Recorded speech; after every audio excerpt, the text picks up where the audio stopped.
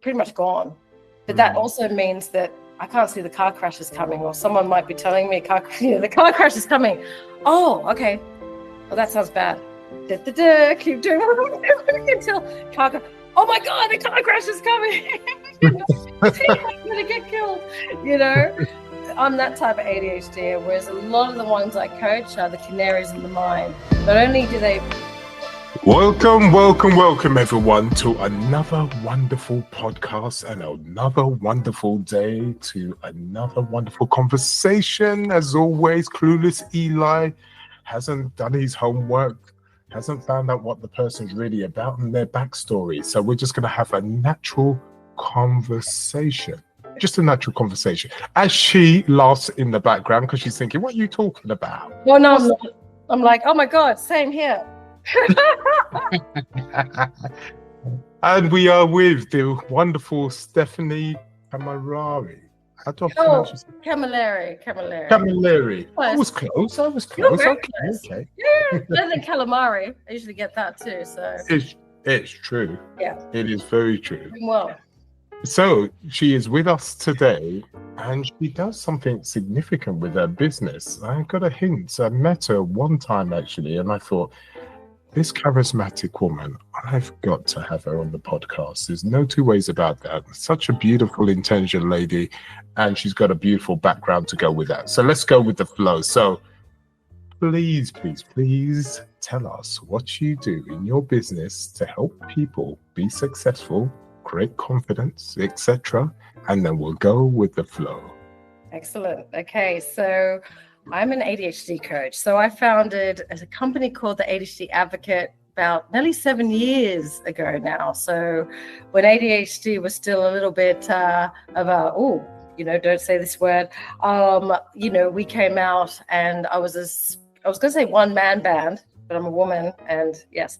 But it was just me for a few years. And I remember when people would ask me what I did back then when I first opened, feeling quite embarrassed by it, because people, what's this ADHD and what's this ADHD Advocate? Like, it was quite out there at the time. And I was trying to spread awareness, and there was a lot of pushback in the early days. People that I knew had ADHD and I tried to educate were, quite damning, really, and these are friends of mine as well. And what was interesting, a few years later, guess who's diagnosed with ADHD? Them, their children. They often don't tell me. I find out later. I just keep my mouth shut, which is very unusual, but I do. I'm just glad that they're finally, getting the help that they need, right? Got to name it to tame it. So, yeah. It's a good thing now. But look, it's been a fantastic journey that kind of started through my eldest daughter, Eva, getting her diagnosed with ADHD. Okay, so why do you think at the time there was this big pushback when it came to the words of ADHD? Why the negativity, considering, and why the bad word? That doesn't make sense to me. So just let me know, with your experience, what happened and how did things evolve from there? Yeah, I mean, about 6-7 years ago, definitely the level of awareness was a lot lower than what it is now. The US very much was ahead of us. I remember at the time when my daughter got diagnosed with ADHD when she was 5, she's now 16, so that's 11 years ago. I didn't know what ADHD was. I'd never heard of it before, personally. I hadn't. But I very much had ADHD all my life, because I was the naughty, like the stereotypical boy with ADHD child that kept getting in trouble in class, pulling chairs from under people just because it was funny. And I meant no harm, even if it sometimes, once was one of my best friends fractured a tailbone in class. Okay. I was in year 5, yeah. But at the time, I didn't, obviously no bad intentions there. It was just, I was always creating fun, trying to, and being a bit of the class clown, which a lot of ADHDs, tend to be. Very impulsive. But yeah, I didn't know I had ADHD. But with my oldest daughter, she was really doing similar things and very reckless, kind of putting herself in danger, like climbing crazy heights, not being able to really focus at all in class, and getting really upset and distressed about, not being able to do work and focus. So we found out that she had ADHD, and that just opened up a whole new world for me, as you can imagine. So when did you officially find out that you was ADHD? So I always blame my ex-husband. I always thought it's you, not you gave it to her, because ADHD is so genetic. Yeah. Oh. And my ex-husband, when he was reading up about ADHD to better understand Eva, did see a lot of things that resonated with him, that he could resonate with. So he did kind of think it was him. But what started happening was I had my third child, who was quite switched on. And she was noticing I was leaving the pram on the side of the road, Really? Yeah, I'd be driving off ready to go to ballet, and my 3-year-old at the time would say to me, "Mommy, the pram, put it in the car." Love it. That kind, and then it's like having a mirror, finally a mirror, because I think both my oldest two are they're ADHD in the kind of forgetful fairy type way, like I am, in terms of like I am too. Yeah, missing everything. What? Yeah. What? Where are we going? Huh? Totally scatty, right? Totally scatty. Go with the flow completely. Apparently, people think it's quite cute, though. Apparently. Well, until it's not, I learned, because do you know what I mean? We think there's nothing wrong. We're having a great time. What's the problem? But then we don't realize the destruction that we've left in our Oh, hang on, that makes you anxious, me wanting to have a swim before our plane's about to leave, because I think that you've got enough time, chill out, we'll get to the airport in time. Whereas for other people, that have got a neurotypical way of looking at time and are sensible, that we can be very anxiety provoking for these people. And that's something that actually I learned through having my daughter and having to deal with my daughter that's even more ADHD impulsive than I am. Oh my, we are in trouble. Yeah, no, but it's great. It's great to be able to see it in your children, because that very, very much helps you understand what your impact is on other people. Because they're doing to you, you're like, oh my God, like they're mirrors, honestly, absolute mirrors. But it's challenging, but in the end, it's actually really good to understand. So just give us an insight. What is it like having a family full of ADHD? So how scatty and how all about there you can be. Now, I can imagine so many of you in their house. How do you handle that? And what is a typical, how can I say, dynamic day for all of you? Hang on. Yes, I had a little bit of a lag there, I think, in the internet.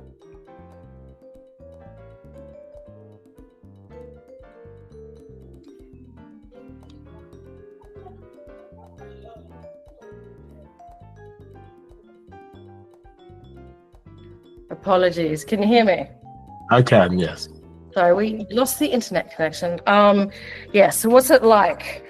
Well, basically, before any of us were diagnosed, short answer, it was hell.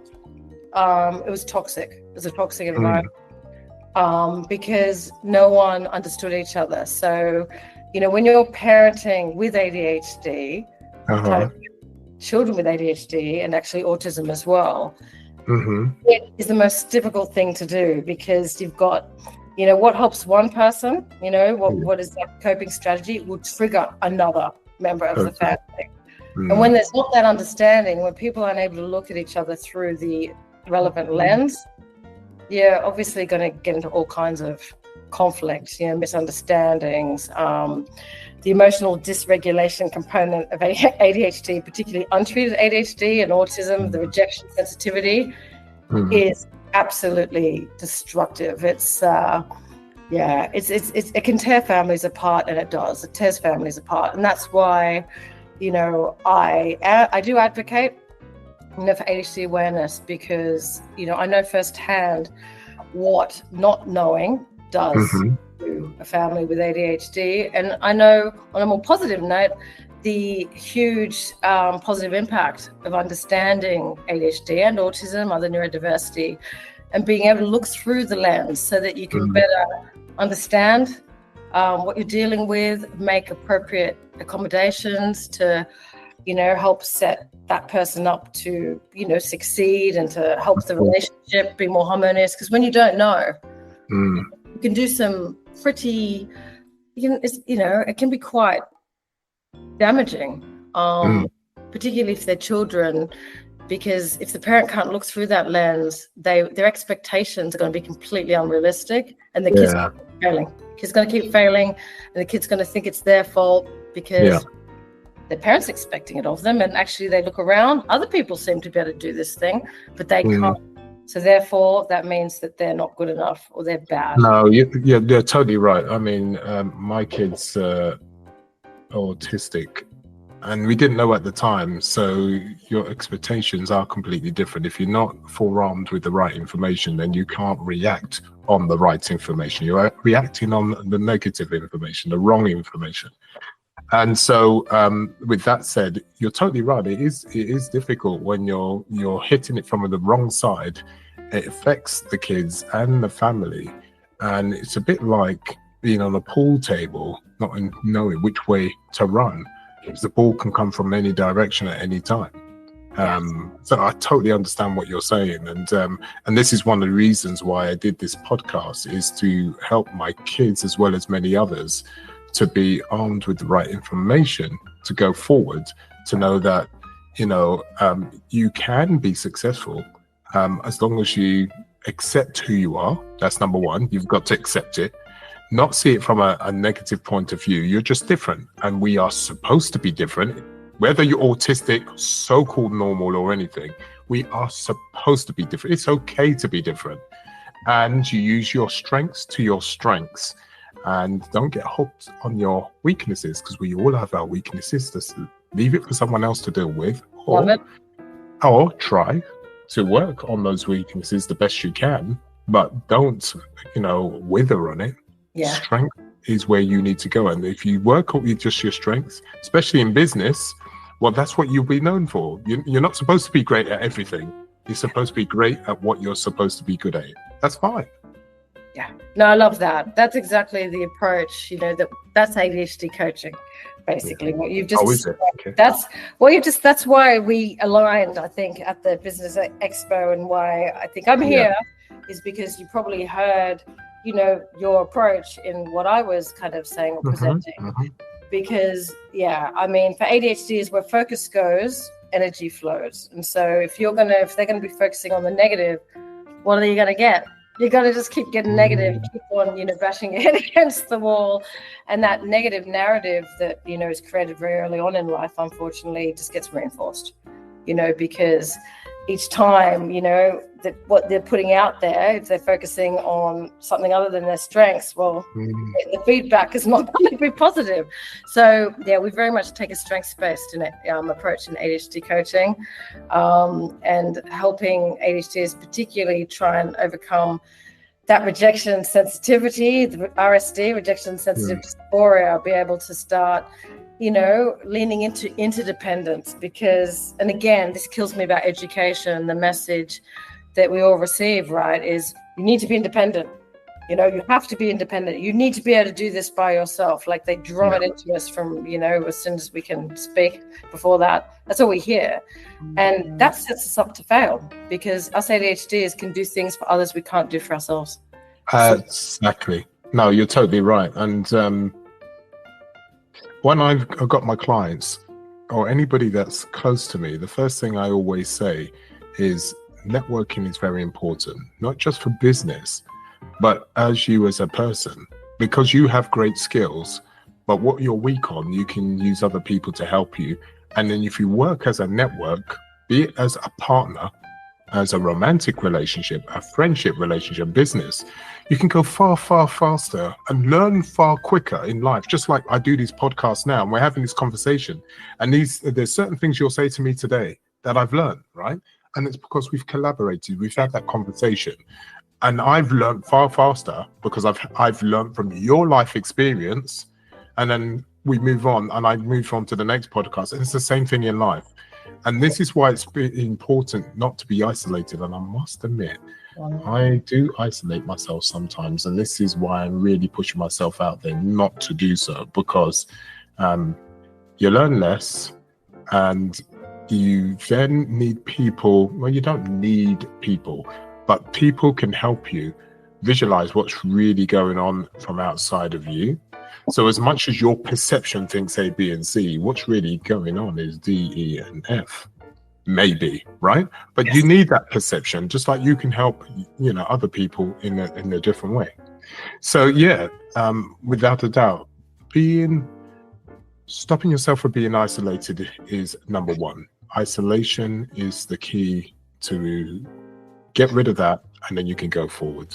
And I was one of those ones that isolate myself. As much as I'm a people's person and whatever, I can isolate myself very easy. And to be honest, it's really detrimental to me because it does my head in when I'm isolated. I'm a team player. I've got to work in a team environment, but I always isolated myself, or most of the time anyway. That's interesting. So, yeah. How come? What makes you isolate yourself, would you say? Like what? Well, I think what it is I get too hyper focused on what I'm doing. So for instance, if I come online and I'm an organic, and what I mean by that, I'm a people's people. I like being around, but if I hit the screen or I'm doing something on paper, whatever, I get engrossed in that for way too long, and I look up and I go, oh, 3 days have gone. Do you see what I mean? Oh yeah. And this is one of the reasons why I do not touch computer games. Because the thing is, I love computers. When I was younger, I loved computer games. So I could be on this one game, and 2 weeks later, I'm on the same game. And I learned I have an addictive personality, or maybe a hyper personality, and I know my limits. So when I see something I like, I go, I'll come back to that later. Nice. When I've done the things that need to be done. Yeah, because that is, with ADHD, because we've got this reward dopamine pathway issue, we are addictive, because we don't get enough. We don't feel things like neurotypicals in terms of reward. It's never enough. We need more and more and more. So totally. by our nature, right, we are massively addictive. And then the other thing, we are prone to hyperfocus. So the ADHD, it stands for attention deficit, but as you know, we've got an attention surplus. We've got too many thoughts, too many ways of doing things. It's absolutely overwhelming. It's a surplus of attention, and our issue is kind of being able to direct it in the place where we're meant to be directing it at any time. To filter it, direct it, and also put the brakes on it. Because as you've just said, it is really hard to stop ourselves. You got to remove the choice, which is another coaching. See, as you're talking, I'm like, this guy's smart, and I've coached quite a few ADHDers like you that have been able to come up with these strategies. You have got really good insight into what's happening. I think what it is, the reason why is because I had it all my life. Just to give you a bit of background, when I was young, I had the memory of a fish. And it was really difficult. So what I did, I had to mask, really. I had to pretend I didn't have the issue. And then I had difficulty when it came to writing because I'm dyslexic. When it came to writing, seeing letters on the page, the letters swimming, etc. So very quickly, I was able to gain a form of empathy. Because I had gone through a lot of issues and I had to hide it and whatever, you learn to... And because I was blessed to have parents that try to put me sitting on the fence, if I looked at any situation, don't judge, all right? Don't judge anybody. Everyone's trying to do the best they can. Good advice. And little did they know what I was going through. So I really suffered.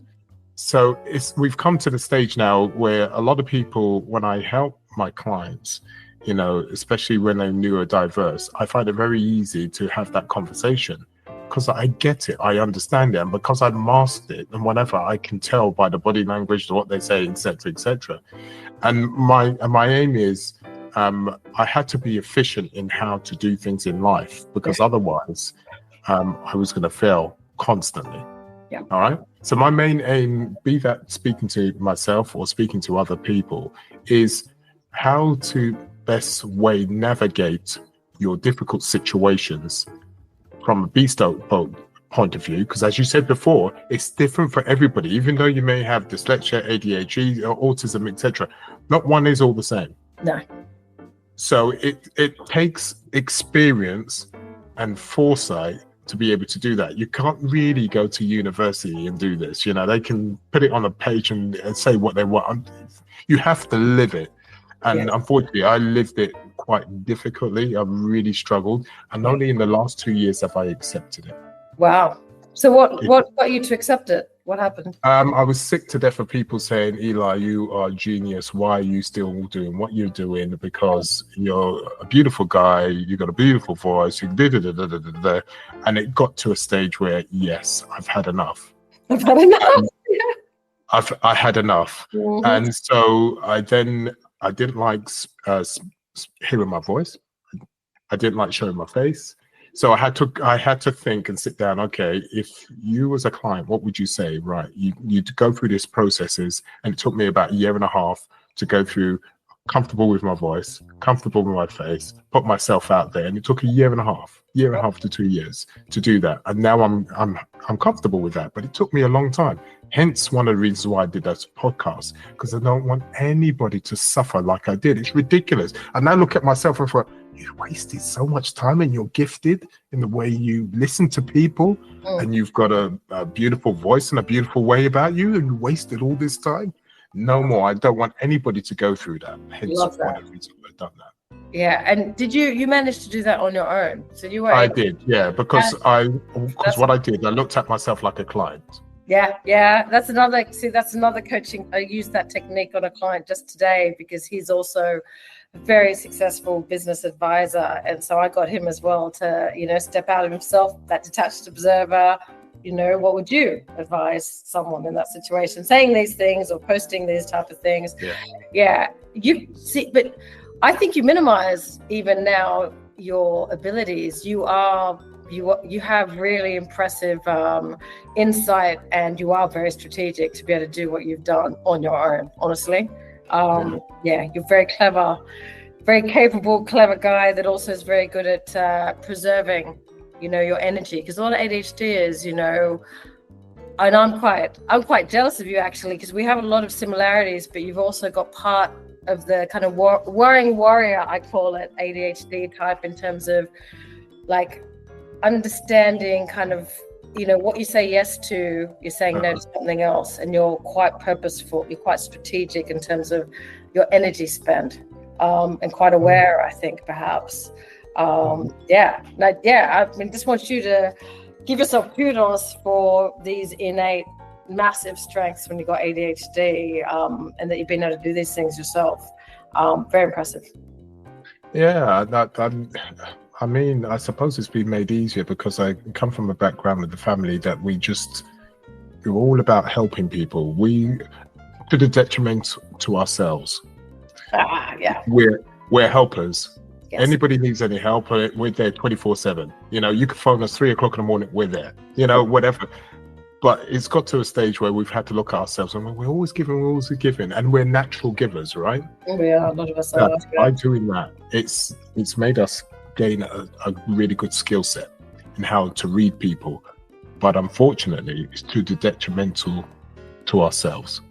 There wasn't a balance there, and especially in the last year, I've tried to get the balance correct, because you've got to have enough energy for yourself, as well as enough energy, because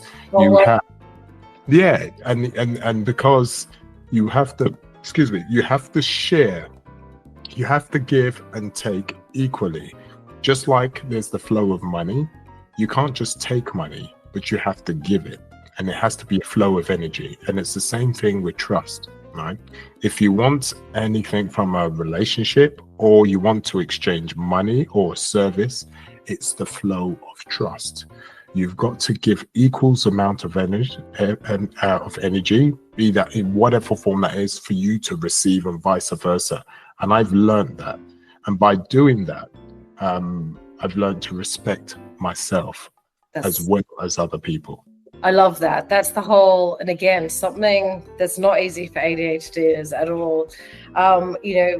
Being able to kind of insist on that standard and live that standard of reciprocity, reciprocal. As you said, we are natural givers. We give for so many reasons, RSD being one of them, but also we are quite, we are empaths. A lot of us have those innate strengths to problem solve, and we tend to be the ones that are the ones to solve the problem in the room, and the kindness, so that becomes very, very quickly, like you said, the balance, gets upset. It's one way instead of like that critical flow you're talking about. And actually, I picked up, you said flow a lot. You kind of set out on that when we first started. And I think, I can understand how you've been able to achieve what you have in terms of being more, selective and intentional around your kind of energy exchanges, because it is about that flow. And again, what you said about learning from others. So I've just kind of something that's just resonated with me, what you've said about this flow. It's a really good way to visualize, to be able to keep setting that standard in your interactions if you think about flow. Yeah. Yeah. And then if you do that, then you don't feel guilty for taking. Because you've got to understand, for you to take, for you to give, you have to take. Because if you don't do the push and pull mechanism, you can't give. That is true. Or you give to the point of detrimental. You don't have enough energy to keep on giving to person number 3, 4, 5, and 6. That's it. But so just quickly, sorry to stop you there, but this is a really important point. What you've just said now, and because I'm I'm going to do this, but what you just said now in terms of, you're right. You hear you can't pour from an empty cup. That if you keep giving, you won't have anything left. But there's something about what you've done, read the flow and that visual.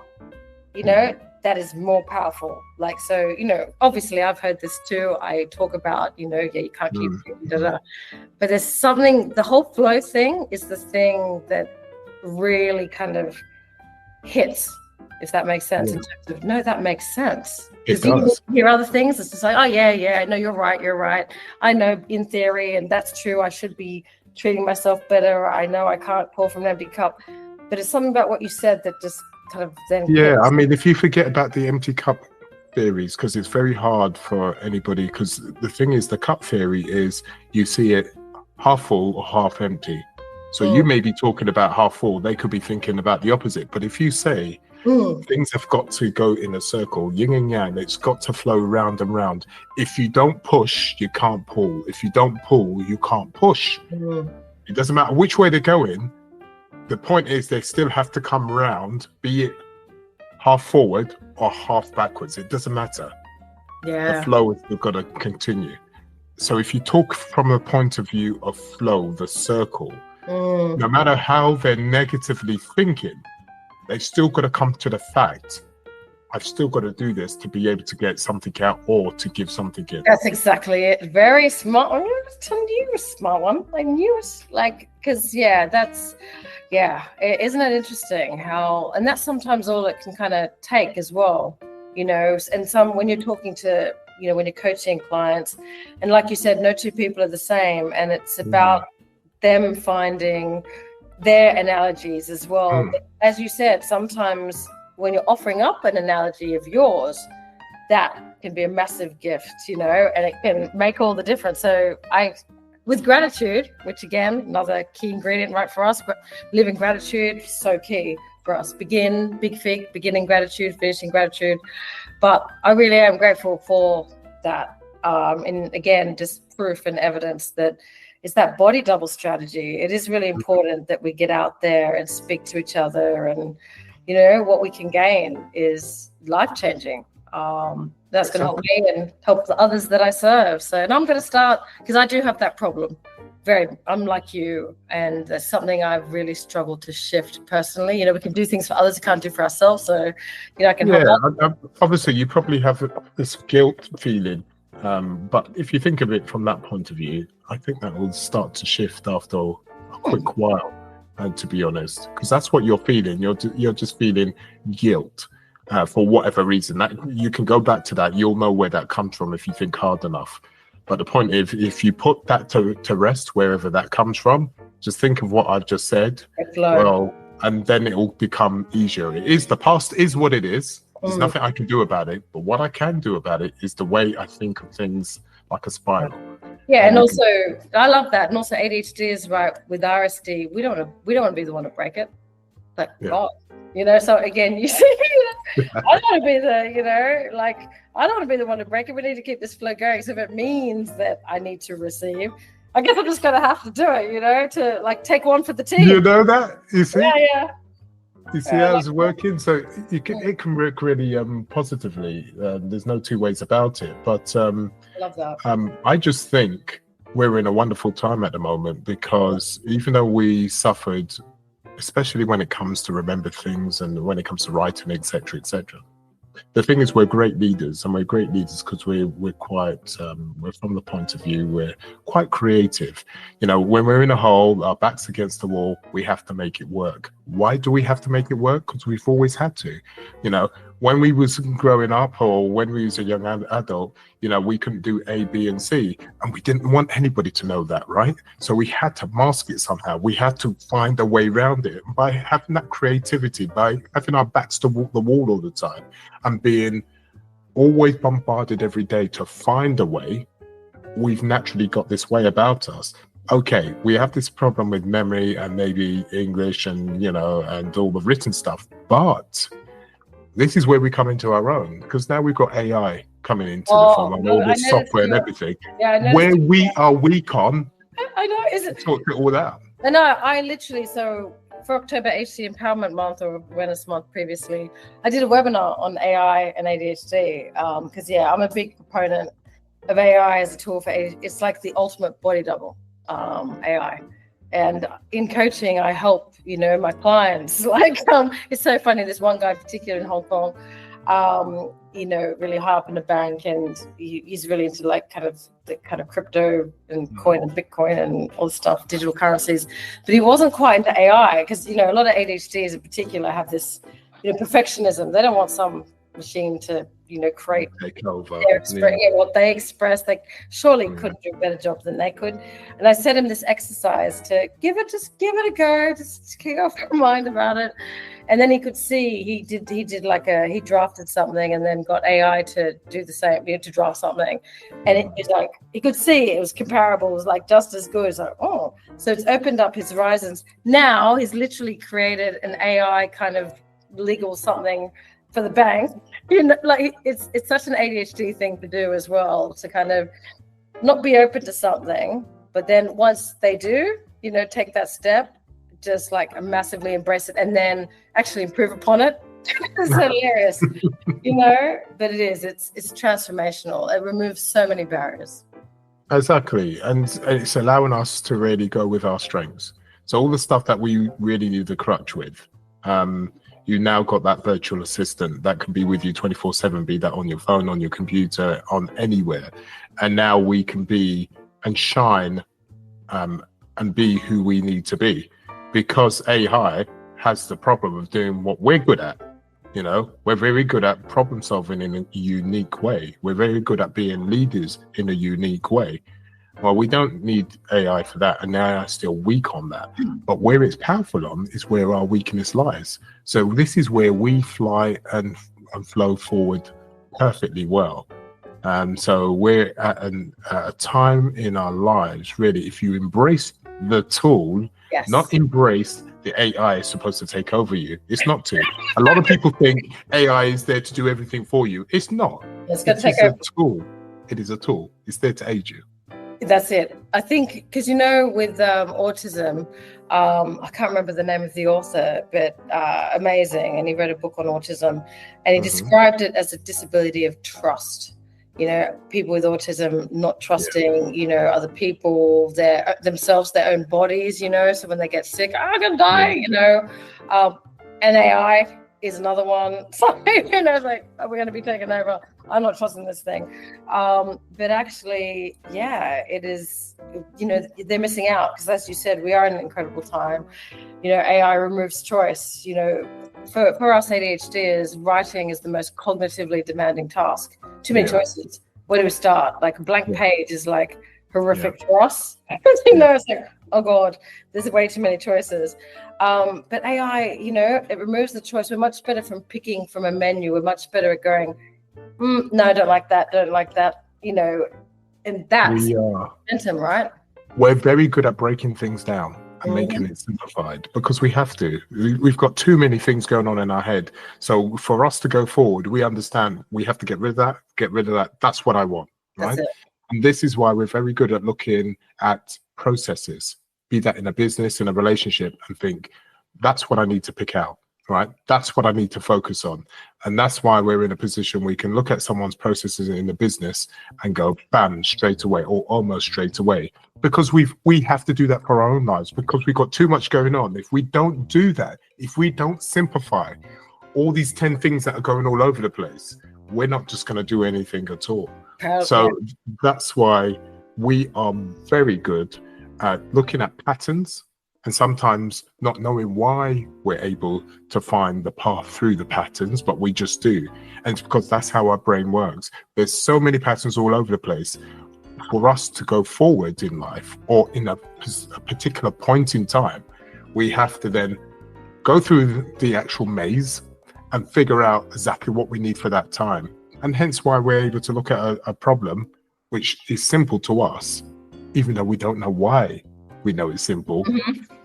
But when you're used to our chaos in our head and then you're dealing with someone's so-called chaos, it's like, oh, that's simple. Just do it. That's the thing though, but the other, which is a strength, but at the same time, this is what a lot of ADHD is. We tend to focus on solving other people's problems. And this is what I do. Because again, and just because you can doesn't mean you should, but we will be the one. That's the problem. And this is the problem for us, because what about your own problems? You never the focus never goes towards your own, everyone else, because everyone else you can see it. You're totally right.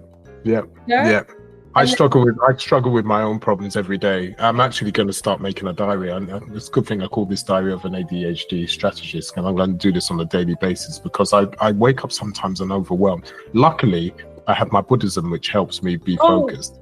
Oh yeah, so I'm also massive into. I'm a Buddhist. I'm not a real a full, because I eat meat, so I'm obviously not. But some of the principles, obviously, definitely makes such a difference, doesn't the meditation?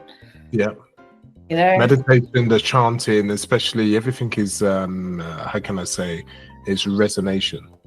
And so with the chanting that I do, it helps me, just sorts out that chaos that's in my head and helps me resonate through everything. So, and it works for me. And as I say to the listeners that are listening to the podcast, not because it works for me, it will work for them. You've got to find out what works for you. There's different ways to get to a similar solution.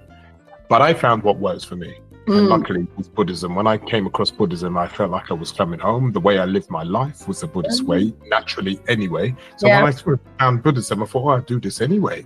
I might as well take on Buddhism. And then with the chanting and the meditation, that helps me focus. So by doing that every morning, and some nights, I'm supposed to do it every night. So I'm not it's not completely consistent, but I do it every morning though. That's impressive, and that's really I think as well how you start the day for us ADHDs definitely sets the tone. Our morning starts. So that's great that you're doing it every morning. It's crucial. I'd like to speak about when you was younger. Now you obviously didn't know you was ADHD when you was younger. So going back with hindsight, now you know you had ADHD, but you didn't know at the time. How far was you ADHD without knowing you was ADHD? And what were the kind of traits you were going through at the time, even though your family thought you was a bit doolally? What was happening at the time? How far ago were we going? How far can you remember that these traits happened? Let me see. As my dad said in my wedding speech, I was always a bugger of a kid. I was a bugger of a kid, he said. Now, this is Australian. Obviously, I grew up in I don't know if you guys talk about that. Maybe it's a bad word here. But I was a bugger of a kid.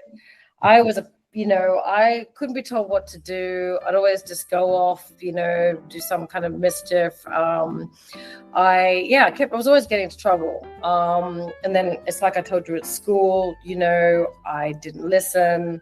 I did my work really quickly and didn't really care for how it looked. And for some reason, my teachers didn't like that or thought it was, I don't know, it was offensive to them in some way. So I had my year 5 teacher called me instant coffee person. At the time, like, whatever, I don't care. Like, you know, everything just goes over your head. Obviously, I remember holding a seance in the classroom, cutting my friend's fringe up really short. Really? Yeah. I was so impulsive. And actually, I would say the crowning glory of my ADHD, I was at school. I think I was year 8, I think. So not that long.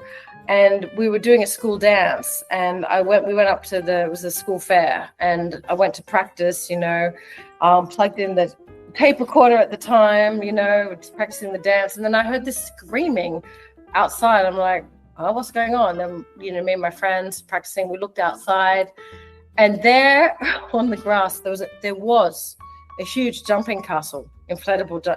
It was no longer inflated because I just pulled out, in order to put the tape recorder in, I didn't look to see what I was pulling out, but it was the inflatable castle that I pulled out. So these kids, this castle's collapsing on them, these little kids screaming. Oh, shit. I'll never forget that. That was an ADHD moment, if ever there was one. Yeah, luckily no one was hurt. That was important. But, you know. Oh my days. So your father had some beautiful moments with you then? Yeah, well, I don't know. I think, again, you know, the thing with us, right? I think you're probably similar, maybe. I don't know. I'm very much out of sight, out of mind. You talk about weak working memory. That served me beautifully, because I'd do stuff like that, and then I'd forget. Like, I'd walk out. I remember walking out of that classroom. Oh, we're doing our dance now. That was like it never happened. You know, I'm on to the next thing. Oh my God. So I'm the type of ADHD. I'm lucky in this sense. A lot of my clients that I coach, like you said, no two ADHDs are the same. Many of my clients are the ruminators. They can't let go. If something bad happens in the past, it is there, like a movie, like on cue, or a trigger, a smell from that particular period or whatever. They're right back in the movie, and they're helpless to stop it. I'm blessed maybe with not having that issue. With me, out of sight, out of mind, it's pretty much gone. But that also means that I can't see the car crashes coming, or someone might be telling me the car crash is coming. Oh, okay. Well, that sounds bad. Keep doing it until car crash. Oh my God, the car crash is coming. I'm gonna get killed. You know, I'm that type of ADHD, whereas a lot of the ones I coach are the canaries in the mine. Not only do they play back the past movies and get stuck, they see the corners. They can see the car crashes coming. So they're kind of, you know, I mean, it makes for very good managing directors and risk management. But they're kind of very burdened with a lot of it. You know, there's so much anxiety. Yeah. Well, whereas my anxiety is definitely probably when the car crash is there, the anxiety, obviously the level is like much higher than that. I can imagine. My God, being around you would have been fun, that's for sure. I think other people have different words for that one. No, it would have been fun for sure. It's like I said, my daughter has shown me, you know, she's been my mirror. I'm like, oh my God, that's what I do. She'll frustrate me. But like, Eva, how could you not think of that? How could you? And then I'm like, oh God, it's me. She's me. Oh my God. So do you remember when your parents said, I hope you get a child just like you? It really happened. What did they say? Yeah, they'd probably they wouldn't even wish that upon me. I don't remember them saying that. All I remember is my mum saying, I don't understand why you don't learn. People learn. I'm like, I don't know. I remember because I didn't know what was, you know, I didn't know about my ADHD back then, but my mum would be like, but you should learn from that. And I'm like, but I just don't. I don't remember what happened. Oh dear. She couldn't get it. How is it that you don't learn? I don't. You know, because I forget. Unless it's really, really bad. And I say this to a lot of my ADHDs I coach. our emotional memory is much stronger than our working memory. So if something really bad has happened to me, the emotional memory was like that. I will remember because the emotion attached the to intensity. Yeah, I get that.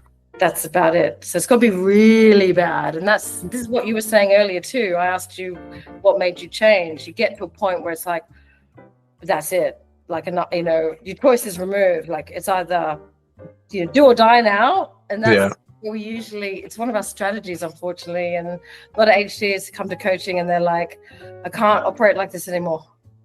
Always making it, the only way they can make that positive change or do that thing is for things to be really bad. It's exhausting. Constantly.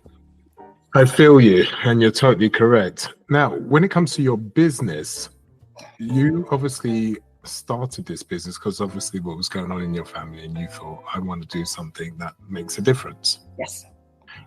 And by taking that path, you found out how difficult it was because acceptance was a problem from other people and thinking, what is she talking about? And obviously things changed.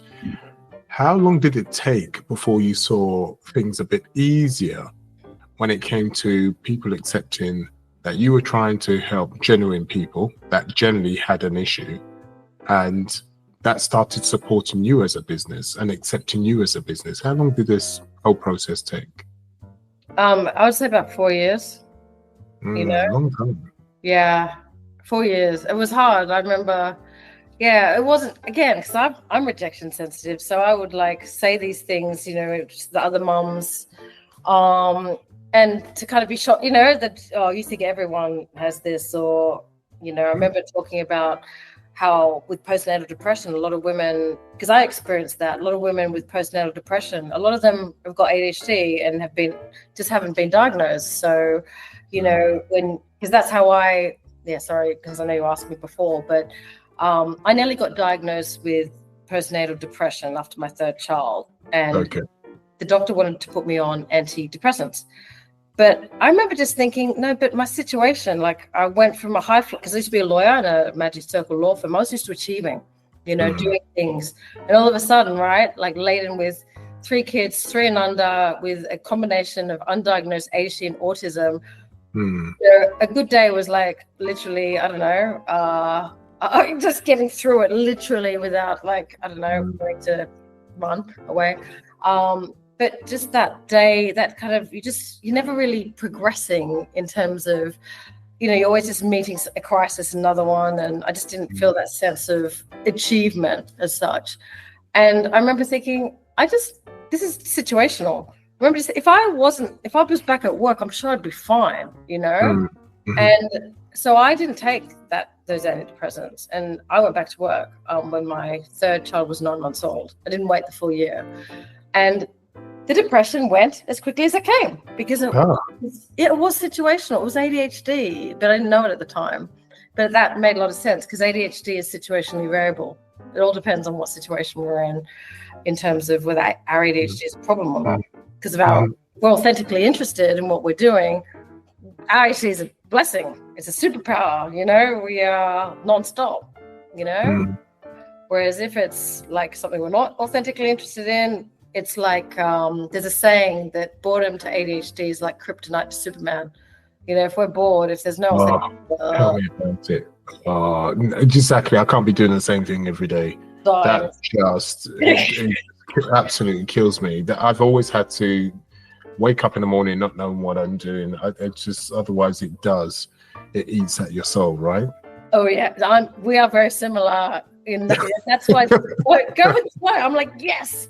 Yeah, you know that. Oh, I'm a go with the flow person. Yeah. Hence why the podcast, I go with the flow. I love the way to do it. Yeah, but some ADHD is what I learned. So I guess the benefit. So having coached people for 7 years now, a lot of my clients, about half of them, got ADHD and autism. Now, my go with the flow approach doesn't always work. Like particularly now, I've got like a team of coaches, right? And they're a combination of ADHD and autism.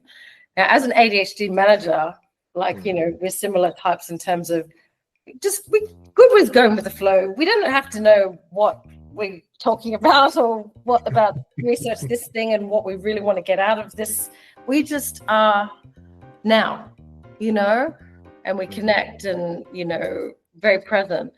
But some ADHDers that have autism as well in particular, they cannot operate like that. That puts them in the biggest state of fear and anxiety. It's crippling for them. So I've learned that, unfortunately, the hard way with some members of my team, but I have, and that's that whole effect of management when you've got ADHD and you're managing different types of ADHDers. So against the lens, no two people with ADHD are the same, right? So it's about understanding. No, I totally get that. And especially you've had to manage your kids yourself, and now you're managing with the business and with people who are working with you who are authentic because they have certain issues. I shouldn't call issues because they don't have any issues at all. They just have certain skills. Yeah. They have certain skills and you're managing those skills too. And you've had a lot of years to be able to do that and do that well. And when it comes to not always well. I mean, I've got every day's different, and you're learning. Yeah, but also like you said, we're wired differently. But you know what's important and what they need to know is that I've always got the best intentions. The last thing I want to do, I'm sure you resonate with this, and I make sure people know this, that I'm working with or working for me. To kind of position with them the type of ADHD I have, the fact that I might miss certain detail, I might not give enough detail to you. Please don't feel, because they always think it's them. This is what kills me. They're like, oh, I didn't get this, so I thought I must have screwed up. It's like, no. What you got to know about me and my ADHD is, probably it was me that didn't give you the details before being. Please don't ever hesitate to come out to me. If you need something, and actually, now some people don't like it when I say this, but I'm like, assume that it's me. Assume that I haven't done the thing that I was meant to.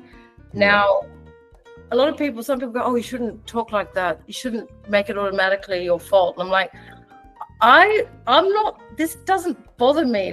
I don't feel shame around this. I've accepted the detail and logistics, all that kind of thing. It's not my strength. I've accepted that, like you, I don't know if you've got these issues, these traits or tendencies. That's it. I go with the flow. That's same.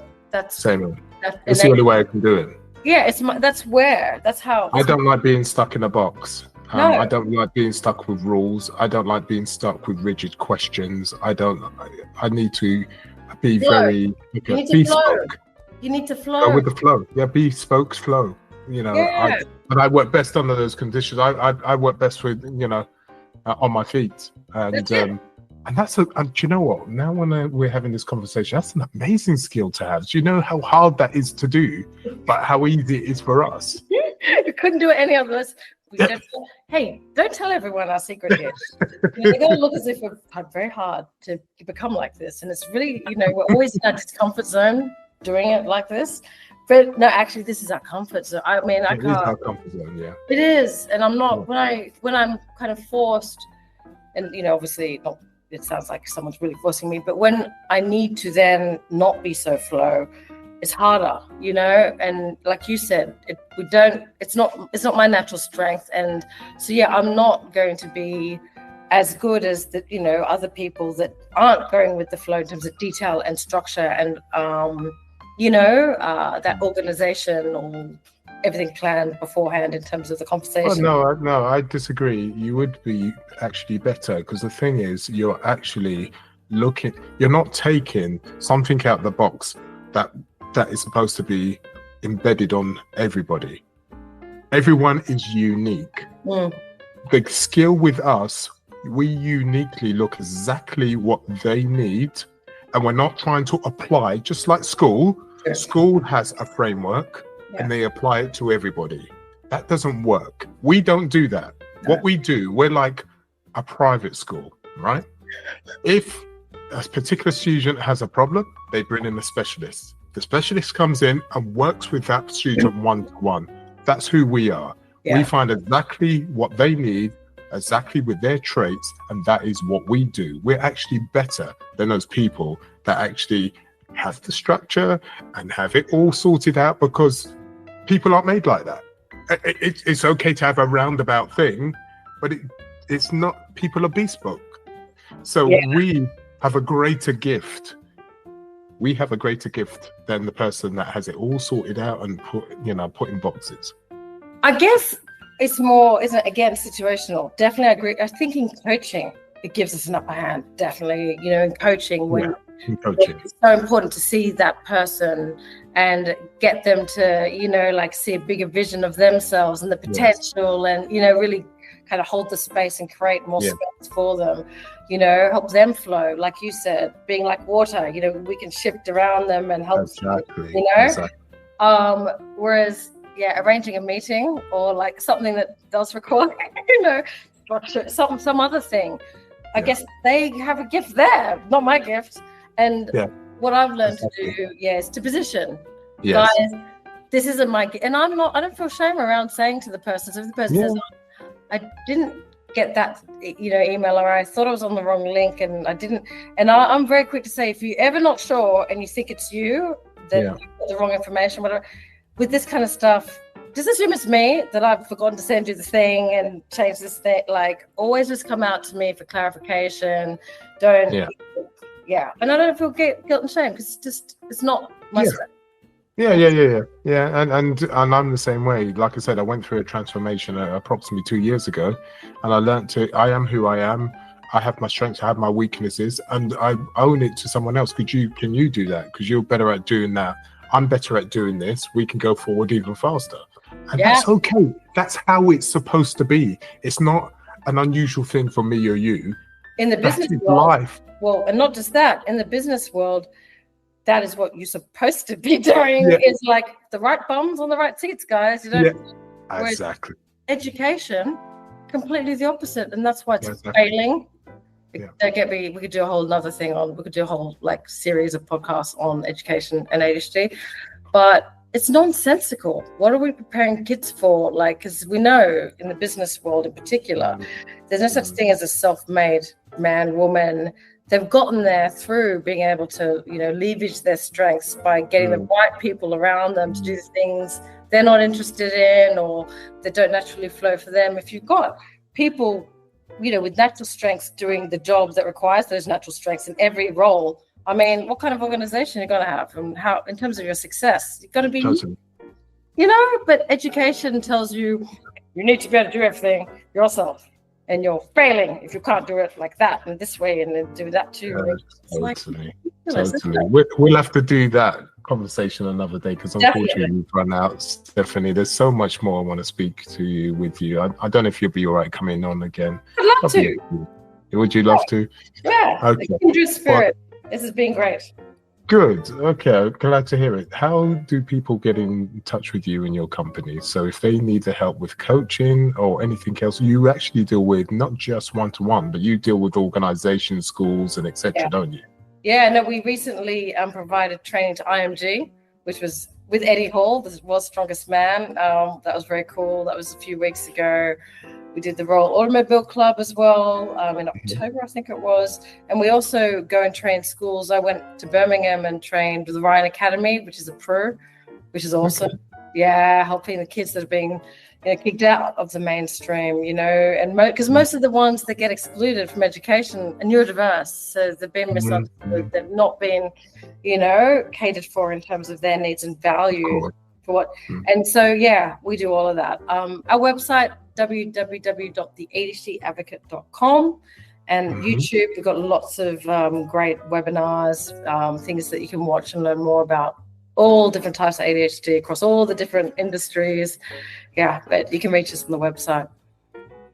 And as you can hear, listeners, the reason why she's good at doing what she does and supporting and helping people, because she has lived and is living the life of a neurodivergent and with ADHD, a family full of interesting people, as well as people she works with. So she knows exactly what is needed from a bespoke point of view. Remember, I said bespoke point of view.